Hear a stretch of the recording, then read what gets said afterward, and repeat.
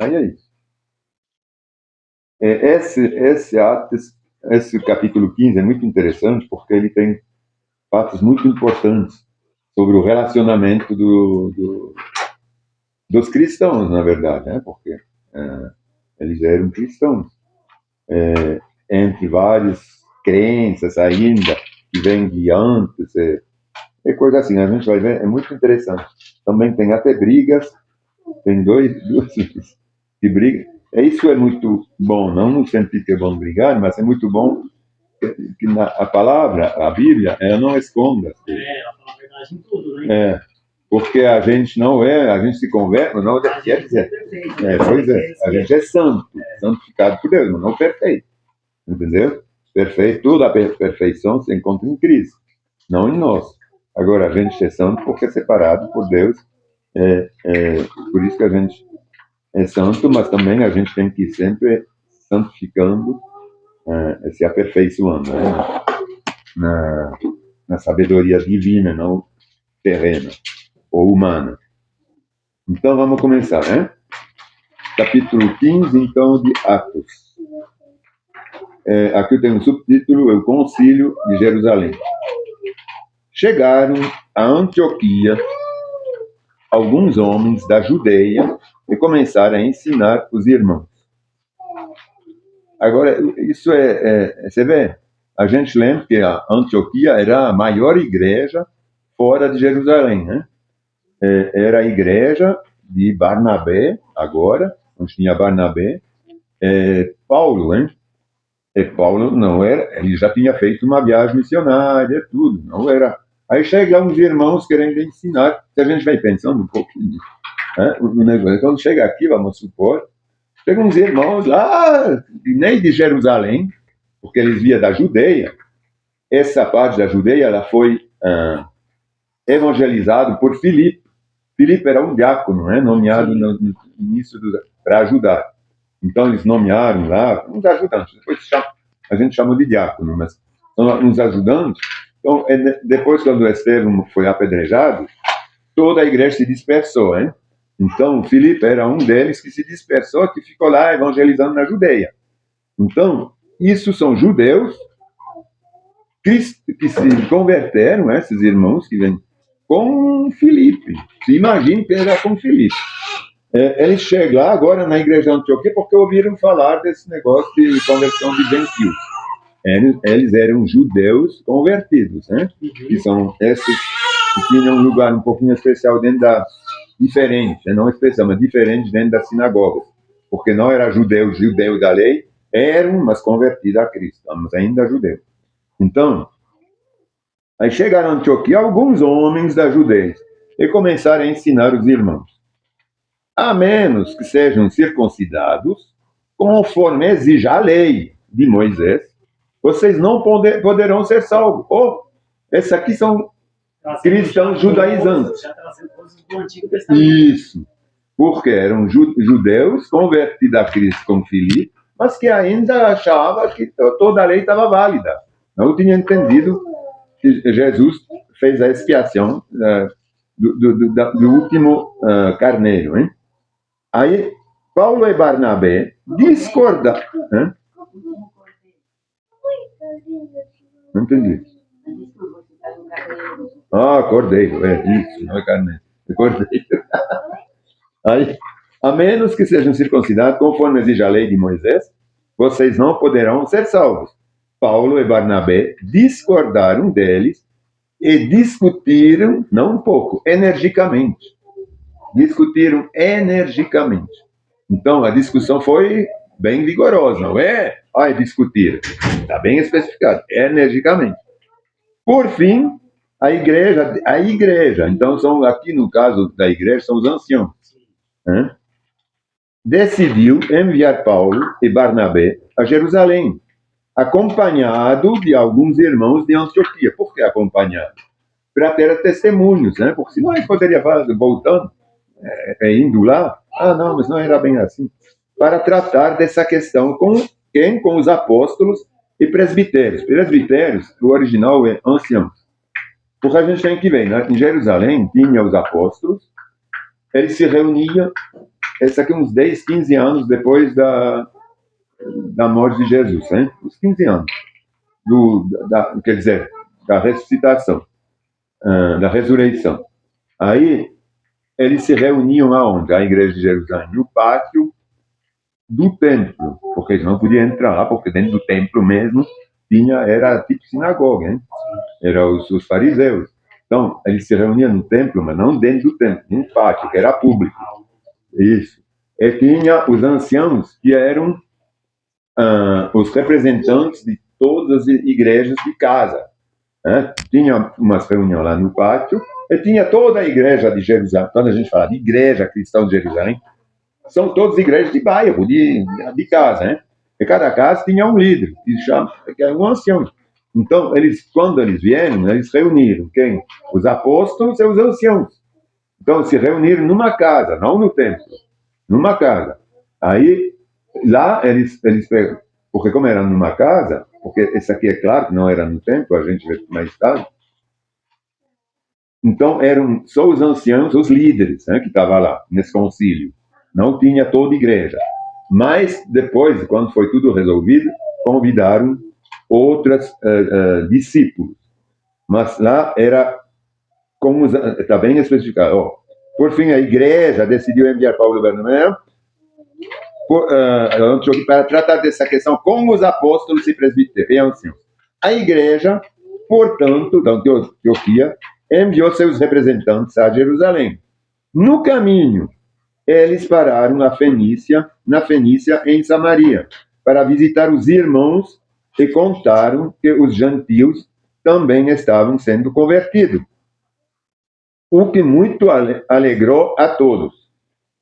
Aí, quando chegaram, esses também, era tudo região convertido por Filipe, né? o diácono.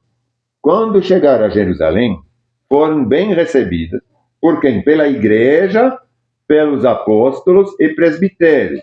E relataram, presbitérios são os anciãos, e relataram tudo que Deus havia feito por meio deles.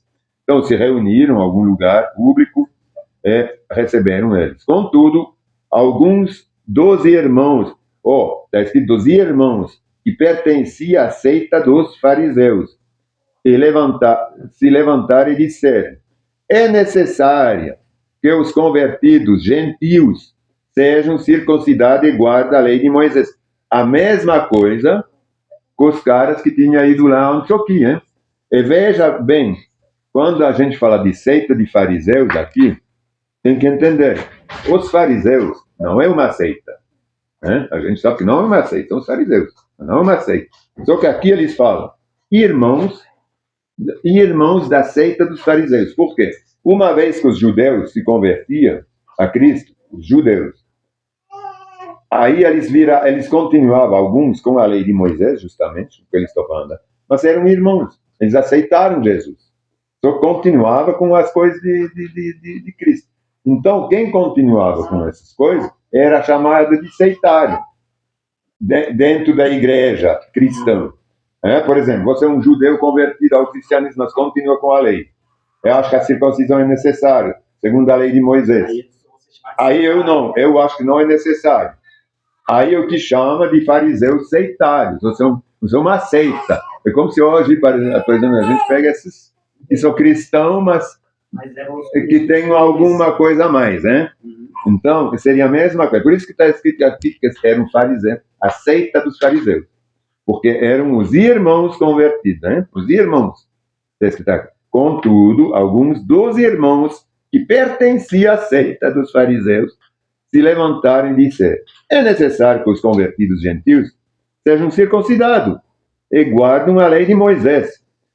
Os apóstolos e anciãos se reuniram para decidir a questão. Aí agora não é mais público.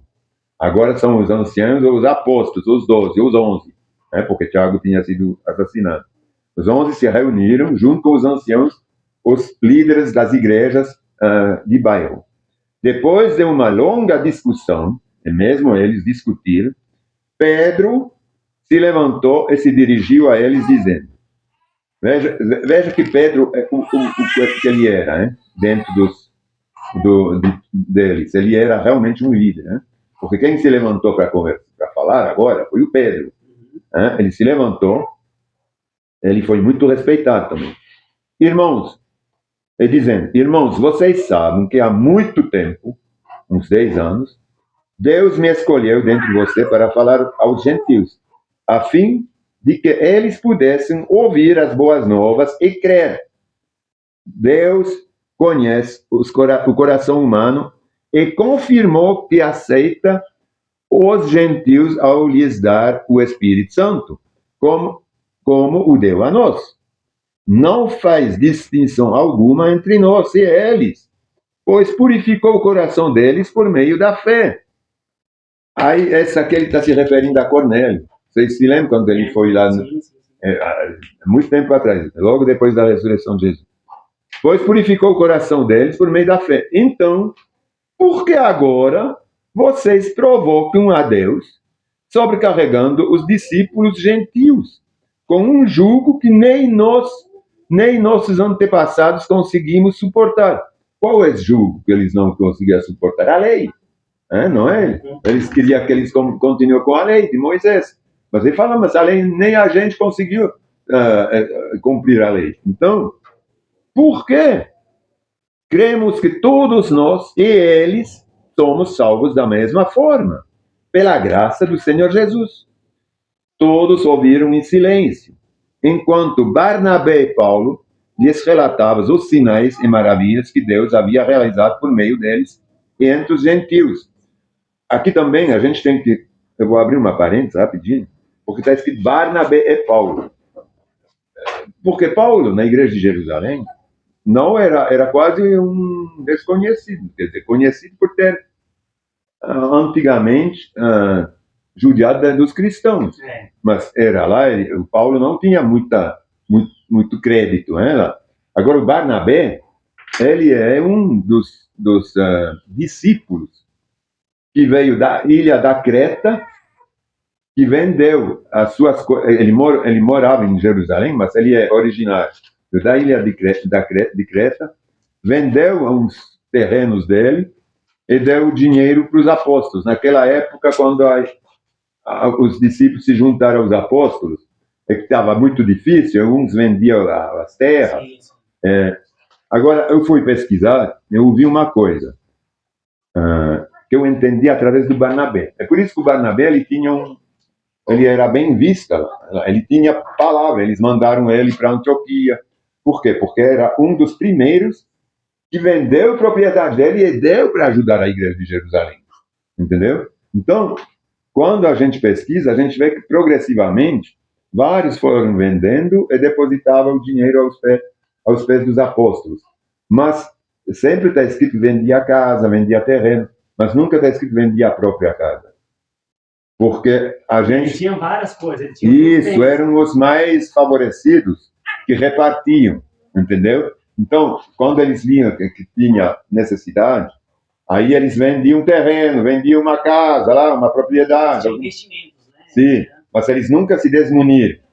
Por quê? Porque a gente vê que a igreja eram os líderes, na verdade. A igreja ela é feita dentro das casas. Sim. Então, se os caras teriam vendido todas as casas, não teria... onde que eles iam pregar? Entendeu?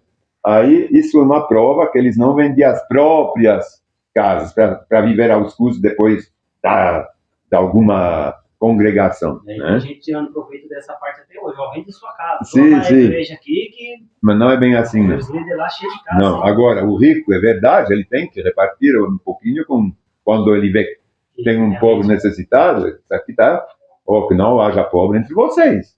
Então, é lógico que o cara que tem tudo e vende tudo, ele vai se tornar pobre. Então, não faz nem sentido, né, de vender as próprias coisas. Porque ele vai se tornar um pobre assistido depois. Aí... 12, né? É o 12, já?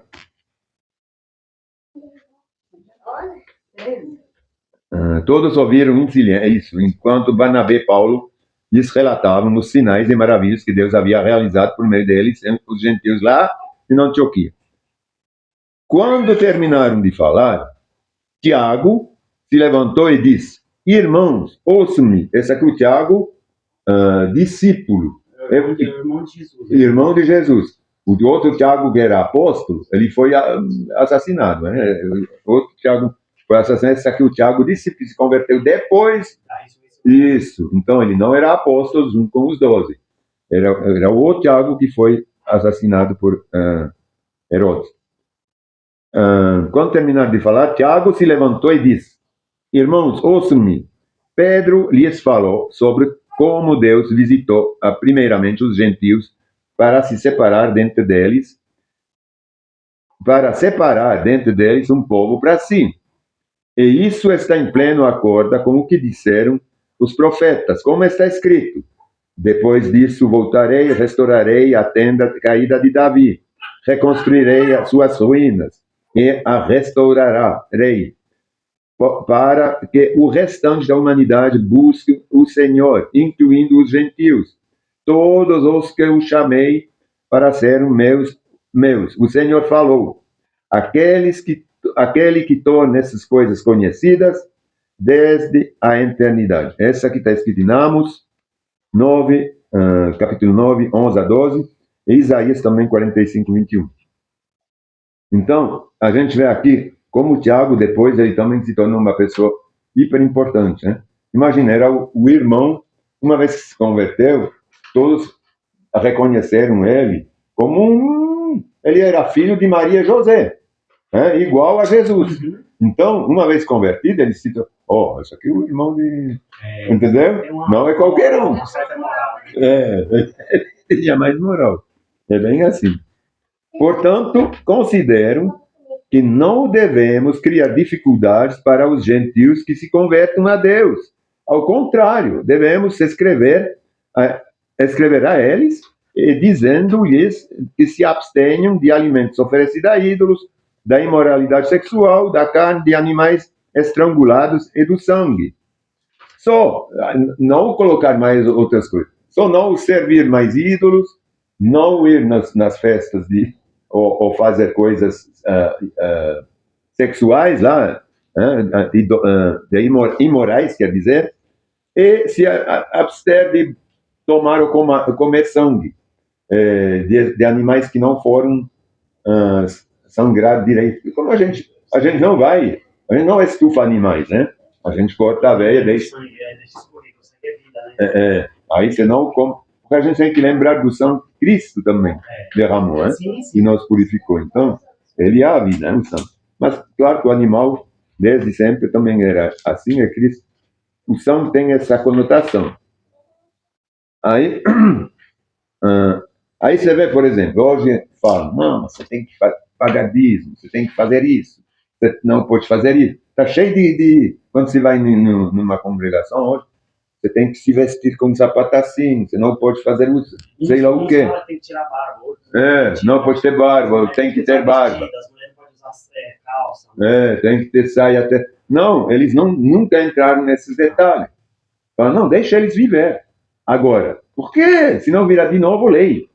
Agora, a única coisa, não pode ser imorais, não pode comer, não pode idolatrar, não pode ter ídolos, não pode comer sangue, estrangular, tem que... Só isso, entendeu? Agora, para justamente não afastá-los da salvação. Pois essas leis de Moisés são pregadas todos os sábados nas sinagogas judaicas, em todas as cidades, há muitas gerações. Tudo isso, de não ter ídolos, né?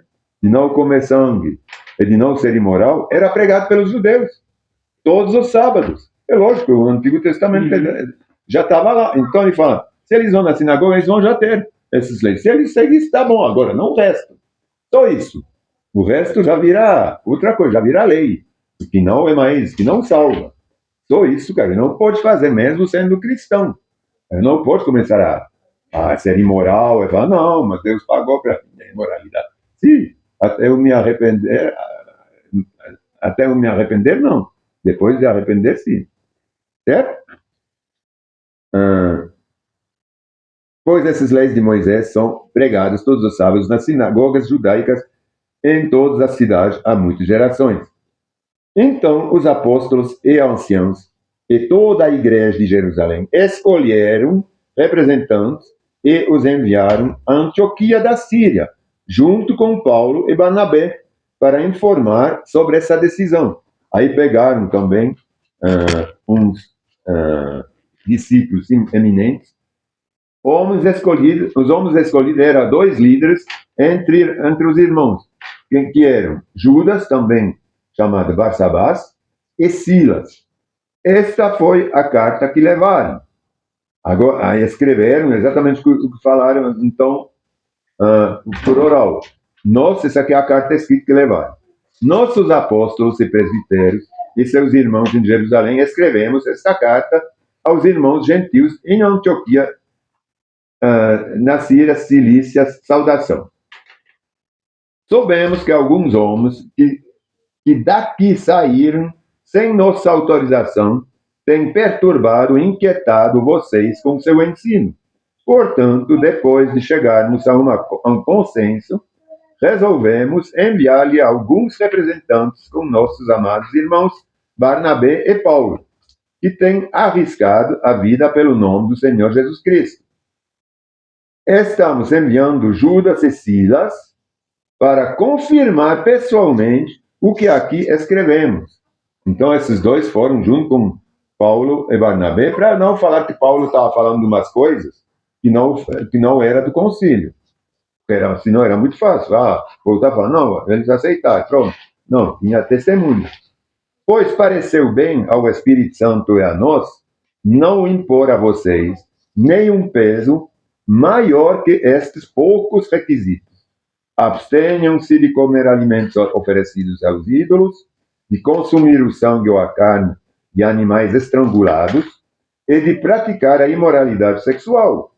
Farão muito bem se evitar essas coisas, que tudo lhes vá bem. Pronto. Como é maravilhoso, não? É simples. Essas frescuras, não, mas não pode pôr um brinco, não pode sei lá o quê. Não falaram nada disso. Tinha muitos adornos e coisas, no caso, a gente sabe. Entendeu? O próprio Paulo depois ele falava, algumas pessoas já acho que exageravam demais. Ele dava conotação diferente. Mas a gente vê que o princípio do arrependimento e da vida moral basta, entendeu? Os mensageiros partiram de imediato os mensageiros partiram de imediato para Antioquia, onde reuniram os irmãos e entregaram a carta. Houve grande alegria em toda a igreja. Houve grande alegria em toda a igreja, no dia em que leram essa mensagem animadora. Imagina, você recebe uma mensagem, é muito legal, não? Tinha vindo uns irmãos brigar lá, não, vocês têm que se circuncidar, vocês têm que fazer isso. Não tem, senão vão ser salvos. Aí vem uma carta dele, maravilhoso. Permaneceram ali alguns tempos, o Silas e o Judas, e depois os irmãos os enviaram em paz de volta à igreja de Jerusalém. Silas, portanto, porém, resolveu permanecer ali. Paulo e Barnabé ficaram em Antioquia. Então, quem foi de volta, quem voltou, foi só Judas, que voltou. Está escrito que tem alguns irmãos, eu acho que eram mais que só esses 2 que foram juntos. A gente viu, que alguns discípulos foram juntos. Então, eles voltaram com Judas. Paulo e Barnabé ficaram em Antioquia. Eles e muitos outros ensinavam e pregavam a palavra do Senhor naquela cidade. Algum tempo depois, talvez semanas, uns 2, 3 meses depois, Paulo disse a Barnabé: voltemos para visitar cada uma das cidades onde pregamos a palavra do Senhor, para ver como os irmãos estão indo. Aí, não pus aqui na tela, mas o início da segunda viagem, ela pega o mesmo trecho que a primeira viagem. Só que depois eles vão lá mais para cima, para Tarso, de onde que via Paulo. Aí, o que acontece? Quando... o que eu queria falar? Porque ele está falando que ele vai visitar os mesmos irmãos. Então, essa aqui é durante a segunda viagem, ele vai passar lá e ver como estão indo as igrejas. Isso era a primeira intenção dele. de rever os irmãos que tinham se convertido na primeira viagem, né, para ver como estava indo, essas coisas. Então ele falou assim, ó, o Paulo. Algum tempo depois, Paulo disse a Barnabé, voltemos para visitar cada uma das cidades onde pregamos a palavra do Senhor, para ver como os irmãos estão indo. Barnabé queria levar quem? O Marcos. Mas Paulo se opôs. O Barnabé, que era mais sumidade, né, que tinha vindo de Jerusalém, da Antioquia. Paulo não era, para ver quem era Paulo, antes da primeira viagem. Então ele tinha essa autoridade. Aí Barnabé ele fala, não, vamos então levar o Marcos junto. Né? Vocês se lembram que Paulo Já tinha brigado na primeira viagem, que ele tinha voltado para Jerusalém, né, para a casa dele. Mas Paulo se opôs. Pois, aí ele falou, não, Marcos não quer. Pois Marcos tinha se separado deles na Panfilia, não prosseguindo com eles no trabalho, na missão. O desentendimento entre eles, agora entre Barnabé e Paulo, foi tão grave que os dois se separaram. Barnabé levou João Marcos e navegou para Chipre. Paulo escolheu Silas, então, que não tinha voltado, e partiu, e os irmãos o entregaram ao cuidado gracioso do Senhor. Então, ele viajou por toda a Síria e Cilícia, fortalecendo as igrejas de lá. Esse aqui é o início da segunda viagem de Paulo, né? Quando ele parte agora com Silas.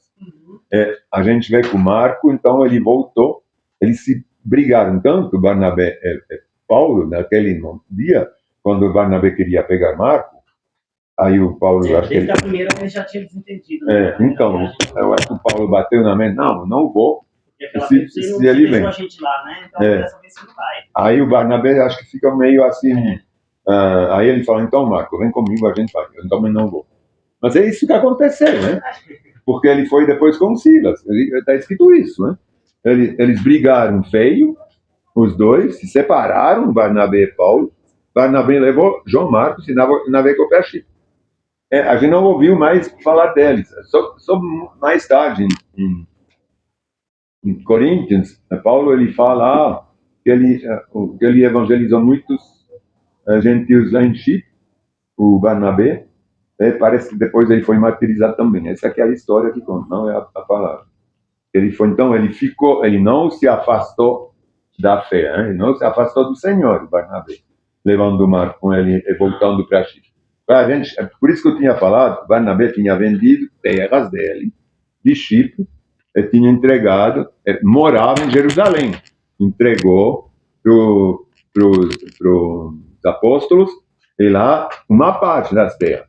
E depois morou em Jerusalém, aí, como ele foi considerado, eles mandaram ele na Antioquia, ver quem era esse Paulo, esse Saulo na época, só para... É por isso que depois, agora, ele nem voltou mais nem para Jerusalém.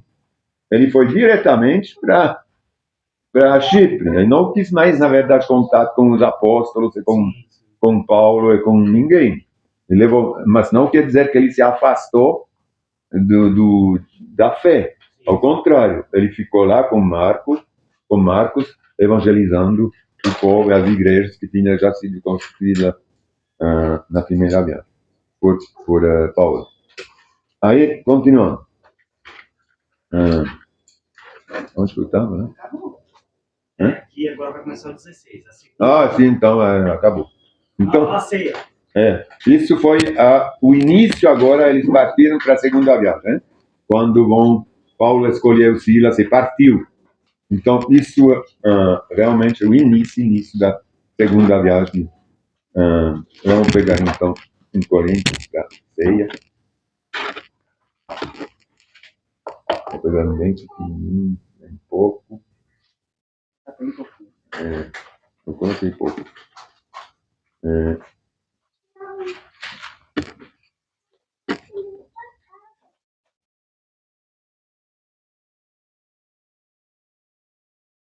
Tá tão assim legal a história mesmo, né? Que a gente nem vê que a gente já está chegando no final do capítulo. E esse aqui é grande, hein? Esse aqui era grande, mas é maravilhoso, porque quando a gente realmente vai tentando de entender como que acontecerão as coisas, isso fica esclarecedor e apaixonante. Porque quando a gente é assim, muitos, aí você não entende o porquê ele saiu, porque e quando a gente entende melhor, né? Fica muito interessante.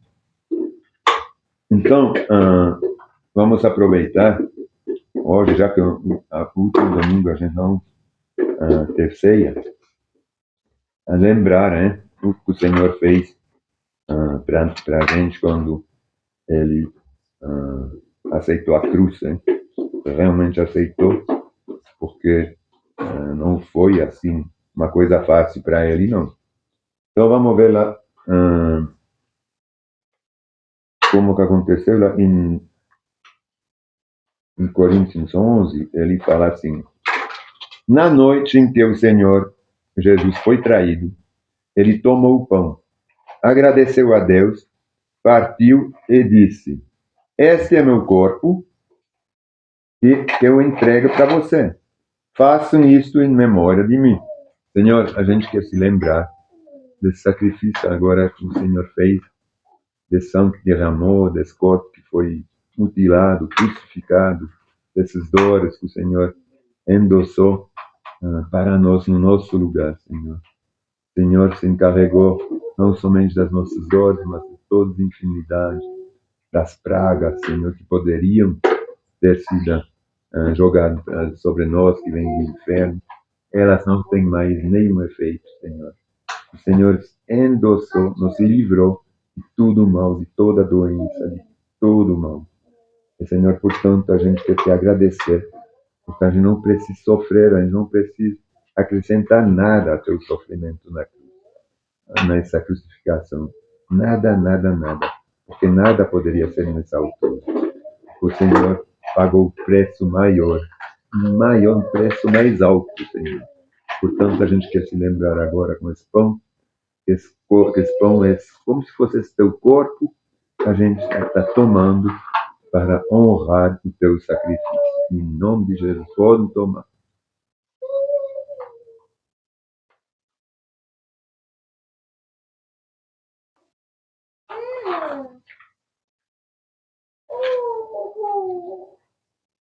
Amém. E da mesma forma, depois da ceia, tomou o cálice e disse: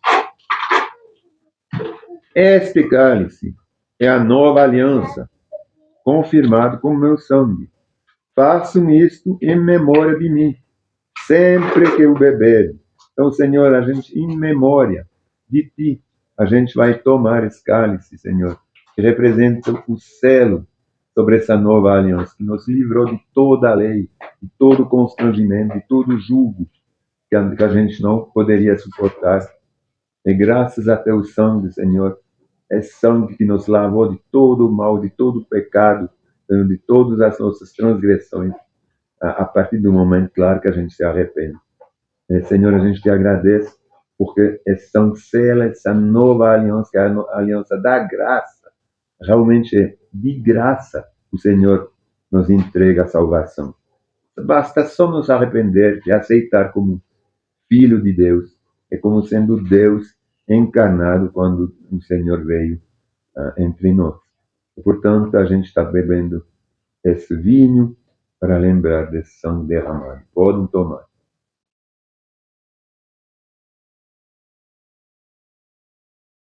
Muito obrigado, Senhor. Glória a Ti.